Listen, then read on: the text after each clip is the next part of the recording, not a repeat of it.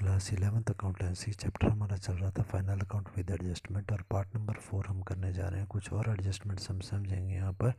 तो सबसे पहले 16th एडजस्टमेंट है माल के रूप में दान, charity in the form of goods. हम दान दे रहे हैं और दान में सामान दे रहे हैं, तो इसकी ट्रीटमेंट किस प्रकार से होगी। तो देखें, सबसे पहले इसे दिखाया जाता है ट्रेडिंग अकाउंट की डेबिट साइड पर परचेज में से माइनस करके। क्यों माइनस किया जाता है?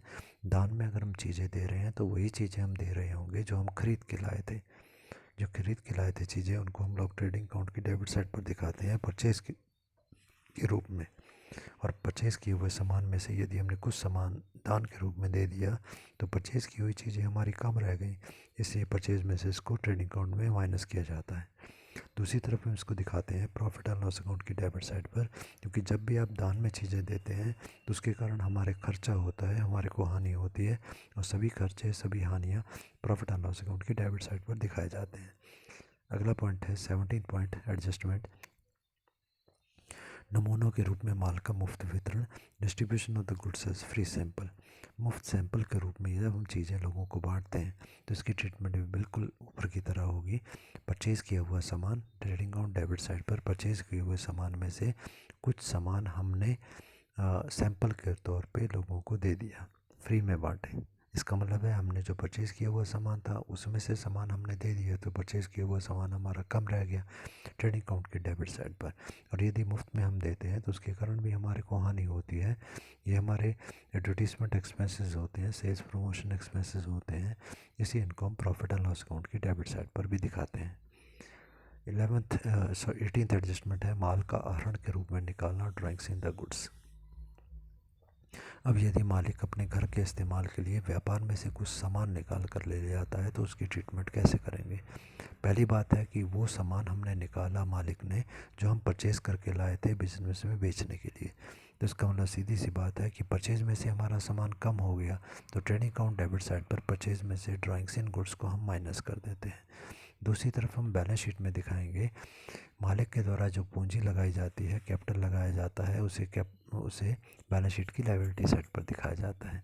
जब वो कुछ ड्राइंग कर लेता है, इसका मतलब उसने अपने हिस्से का पैसा निकाल लिया, तो उसे कैपिटल में से हम लोग माइनस कर देंगे। मीन्स कैपिटल में से ड्राइंग को माइनस करके दिखाया जाता है।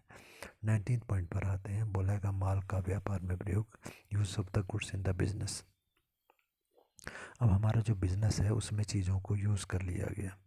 यूज़ करने का मतलब क्या हुआ कि जो चीज़ें हम खरीद करके लाए थे, फॉर एग्ज़ाम्पल हमारी अगर बिजली के सामान की दुकान है, हमारे को आवश्यकता पड़ी कि भाई इस सामान में से बहुत ज़्यादा गर्मी पड़ रही है, तो हम क्या करेंगे, जो हमने पंखे वगैरह बेचने के लिए रखे हैं वहाँ से एक पंखा हमने निकाला। जब वहाँ से एक सामान जो बेचने के लिए रखा था उसमें से एक सामान निकाल लिया, तो इसका मतलब हमारी गुड्स कम हो गई, जिसको हम बोलेंगे परचेज़ कम हो गई। ठीक है, परंतु जब उस पंखे को हमने अपनी दुकान में फिट कर लिया तो अब वो हमारी गुड्स में से तो कम हो गया, परंतु हमारी संपत्ति एसेट्स में जुड़ गया, वो हमारी परमानेंट प्रॉपर्टी बन गई। तो use of the goods in business का मतलब यही हुआ। पहली बात है, जब वो हमारी परचेज या गुड्स में से कम हो गया तो हम ट्रेडिंग अकाउंट की डेबिट साइड पर जो परचेज था उसमें से हम इसको माइनस कर देंगे, हम लिखेंगे use of the goods in the business. अब हमारा परचेज़ किया हुआ सामान जो दुकान पे पड़ा है वो कम हो गया। दूसरी तरफ हम जो सामान हमने निकाला है वो हमारी संपत्ति बन गई, वो लंबे समय तक व्यापार में यूज़ किया जाएगा, तो उसे संपत्ति पक्ष मतलब बैलेंस शीट की लायबिलिटीज एसेट साइड पर भी दिखाते हैं। नेक्स्ट साइड जो एडजस्टमेंट है उस पर आते हैं, वो हमारी असामान्य हानि या एबनॉर्मल लॉस। अब असामान्य हानि क्या होती है? ऐसी हानि जो कि दुर्घटनावश हो जाती है, किसी एक्सीडेंटल नेचर के कारण होती है। ऐसे जो लॉसेस होते हैं वो हमारे कंट्रोल या नियंत्रण से बाहर होते हैं, जैसे दुर्घटना हो जाना, एक्सीडेंट हो जाना, बाढ़ आ जाना, फ्लड आ जाना, भूचाल आ जाना, अर्थक्वेक वगैरह हो जाना और आग लग जाना। तो इसमें दो पार्ट्स में हम इसको बांट सकते हैं एडजस्टमेंट को। पहला है माल की दुर्घटना से हानि, loss of the goods by accident. यदि आग इत्यादि से हानि हो जाती है तो इसे हम एबनॉर्मल लॉस बोलते हैं। तो ये हानि अगर हमारे को हो जाती है तो इसका मतलब यही हुआ, जो सामान हम खरीद करके लाए थे, परचेज़ करके लाए थे, उसमें से कुछ सामान जो था वो जल करके नष्ट हो गया। परचेज़ की हुई चीज़ें अब हमारे पास कम रह गई जल जाने के कारण, तो इसका मतलब ये हुआ, इसे ट्रेडिंग अकाउंट की डेबिट साइड पर परचेज़ में से माइनस करके दिखाते हैं। दूसरी तरफ क्योंकि हमारा सामान जल करके नष्ट हो गया तो उसके कारण हमारे को हानि हुई, और हानि हो जाने के कारण प्रॉफिट एंड लॉस अकाउंट की डेबिट साइड पर इसको दिखाया जाता है, to loss on goods on by accident. ठीक है, अब आते हैं नेक्स्ट पार्ट पर, जो हमारे को ये बोला गया कि अगर नष्ट हुए माल का बीमा होना। अगर जो सामान हमारा नष्ट हो गया उसका अगर हमने इंश्योरेंस करवाया था, यदि नष्ट हुए माल का बीमा हमने करवाया हुआ है, एग्जांपल हम लेते हैं goods worth ₹8,000 were lost by the fire. हमारे को ये बोला गया कि हमारे पास जो गुड्स थी बिजनेस में उनकी कीमत थी ₹8,000 की, और ये आग से जल करके नष्ट हो गई। कॉमा के बाद बोला गया claim of ₹5,000 was accepted by the insurance company. अब इंश्योरेंस हमने इस गुड्स का करवाया हुआ था, तो इंश्योरेंस कंपनी इस बात के लिए तैयार हो गई कि वो हमारे को ₹5,000 दे देगी। 8,000 की चीज़ों के बदले में ₹5,000 जो है इंश्योरेंस कंपनी के द्वारा हमको दे दिए जाएंगे। तो अब इसकी ट्रीटमेंट किस प्रकार से की जाएगी, देखें सामान हमारे पास ₹8,000 का था और वो नष्ट हो गया। ठीक है, तो ट्रेडिंग अकाउंट में आते हैं। मान लो कि हमारे पास टोटल सामान परचेज़ किया हुआ ₹80,000 का था, जिसमें से कि 8,000 की चीज़ें नष्ट हो गई। तो 80,000 में से 8,000 माइनस कर देंगे तो अब हमारे पास कितने का सामान बच गया ट्रेडिंग अकाउंट में? ₹72,000 का। अब आते हैं प्रॉफिट एंड लॉस अकाउंट में। तो देखें प्रॉफिट एंड लॉस अकाउंट में ये हुआ कि हमारी जो 8,000 की चीज़ें नष्ट हो गई थी, उसमें से इंश्योरेंस कंपनी ने ये बोला कि हम 8,000 में से 5,000 तो आपको दे देंगे।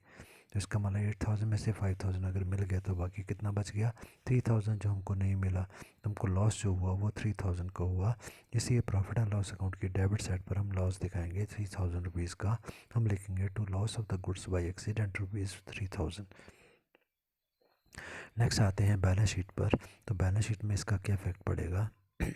बैलेंस शीट में हमने इंश्योरेंस कंपनी से जो पैसा लेना है, जो इंश्योरेंस कंपनी हमको देने के लिए तैयार होगी ₹5,000, वो अब हमें इंश्योरेंस कंपनी से मिलेगा।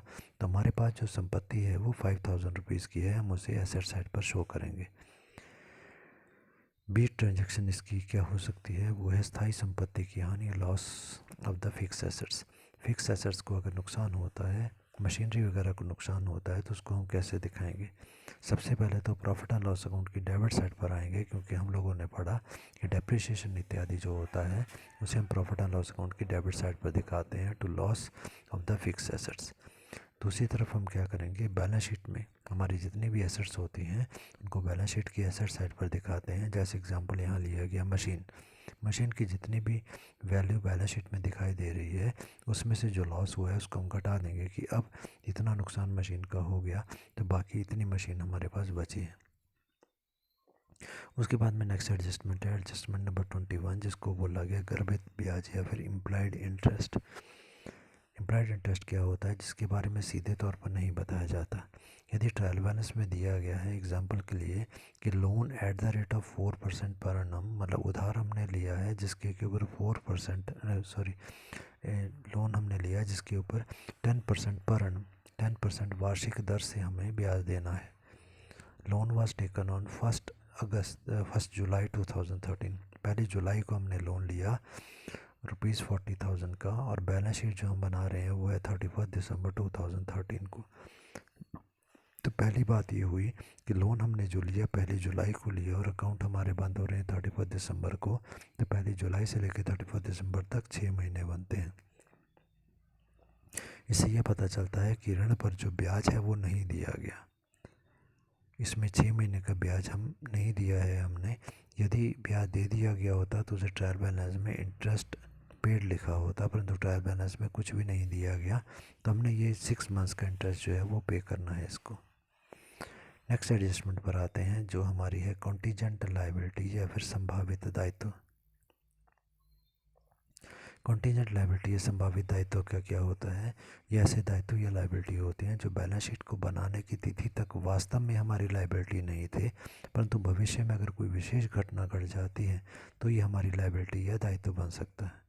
कुछ एग्जाम्पल यदि हम इसके देखते हैं तो पहला एग्जाम्पल है bill discounted but not matured. हमने बिल को बैंक से डिस्काउंट करवाया है परंतु अभी तक उसकी मैच्योरिटी नहीं आई, और मैच्योरिटी नहीं आई तो हम नहीं जानते कि हमारा जो ड्रॉई है वो उसके पैसे देगा या नहीं देगा। अगर उसने पैसे नहीं दिए तो बैंक को हमें ये पैसे देने पड़ेंगे, क्योंकि हमने बैंक से ये पैसे लिए हैं। बिल्स ऑफ एक्सचेंज चैप्टर में इसकी बहुत डिटेल में हम लोगों ने पढ़ा है, वहाँ की वीडियोस आप देख के इस पॉइंट को डिटेल में समझ सकते हैं। सेकंड जो पॉइंट हमारा है वो है claim disputed pending in the court. कोई केस चला हुआ है हमारा जो अभी पेंडिंग है, जिसका फैसला नहीं हुआ कोर्ट में, अगर वो केस हम हार जाते हैं तो ऐसी स्थिति में हमारे को ये पैसा देना पड़ेगा। थर्ड पॉइंट हमारा गारंटी गिवन नॉट मैच्योर्ड। व्यापारी द्वारा किसी दूसरे व्यक्ति की गारंटी दे दी गई है जो अभी दे नहीं हुई।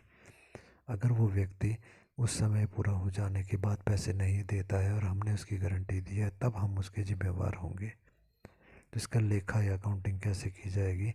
ये जो संभावित दायित्व या फिर कॉन्टीजेंट लाइबिलिटीज़ होते हैं, इनको हम लोग फाइनल अकाउंट में शो नहीं करते, केवल बैलेंस शीट के नीचे एक नोट के रूप में दिखाया जाता है लाइबिलिटी साइड पर कि ये हमारी लाइबिलिटी है, कॉन्टीजेंट लाइबिलिटी बन सकती है, अभी नहीं है। नेक्स्ट एडजस्टमेंट हमारी है 23rd एडजस्टमेंट, जिससे बोला गया शुद्ध लाभ पर मैनेजर को commission, manager commission on the net profit.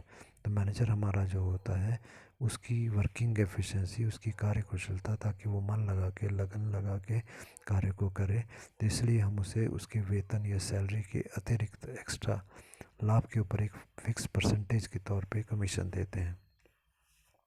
Manager की कमीशन को कैसे दिखाएंगे फाइनल अकाउंट में? सबसे पहली बात है प्रॉफिट एंड लॉस अकाउंट की डेबिट साइड पर इसे दिखाया जाता है, तो मैनेजर कमीशन, क्योंकि यदि हम मैनेजर को कमीशन देते हैं तो इसके कारण हमारी कंपनी को तो हानि होती है, हमारी कंपनी का ये खर्चा है। तो मैनेजर की कमीशन को हम लोग दिखाएंगे profit and loss account debit side पर। बैलेंस शीट की यदि हम बात करें तो क्योंकि मैनेजर को कमीशन अभी देनी है हम लोगों ने, तो ये हमारी लाइबिलिटी है, इसलिए बैलेंस शीट की लाइबिलिटी साइड पर managers commission to be paid दिखाया जाता है। मैनेजर की कमीशन को कैलकुलेट करने के लिए दो मेथड होते हैं। Method for the calculation of the commission, commission की गणना करने की विधियाँ।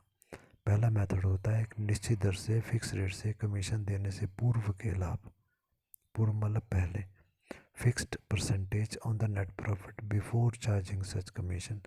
बस आप लोगों ने यही ध्यान रखना है, जब हम बिफोर वर्ड का यूज़ करते हैं कमीशन के केस में, बस बिफोर वर्ड दिया गया तो हमारे जो फॉर्मूला है वो क्या हो जाएगा, प्रॉफिट मतलब नेट प्रॉफिट मल्टीप्लाई बाय जो भी हमको रेट दिया गया क्वेश्चन में कि इसको कमीशन है 10% दी जानी है, 15% दी जानी है, जो भी है वो आप लिख देंगे। हमने एग्जांपल लेके लिखा है जैसे कि 10%।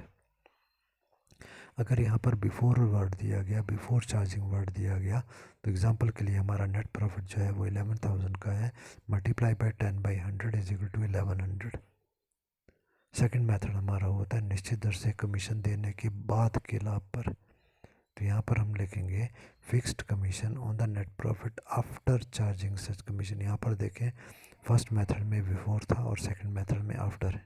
बस आप लोगों ने यही ध्यान रखना है कि बिफोर का मतलब पहले, जहाँ पर सीधा ही 10% लगा दिया गया, और आफ्टर जो है वो बाद में है, तो हम उसमें क्या करेंगे 10/110 कर देंगे। 110 मतलब profit multiply by rate by 10 plus rate. ठीक है, जैसे ऊपर 10 है तो नीचे 100, 10/100 था, उसकी जगह नीचे डिनोमिनेटर में हम 10 और जोड़ देंगे तो 110 बन जाएगा। Means 11,000 multiply by 10/110 is equal to ₹1000।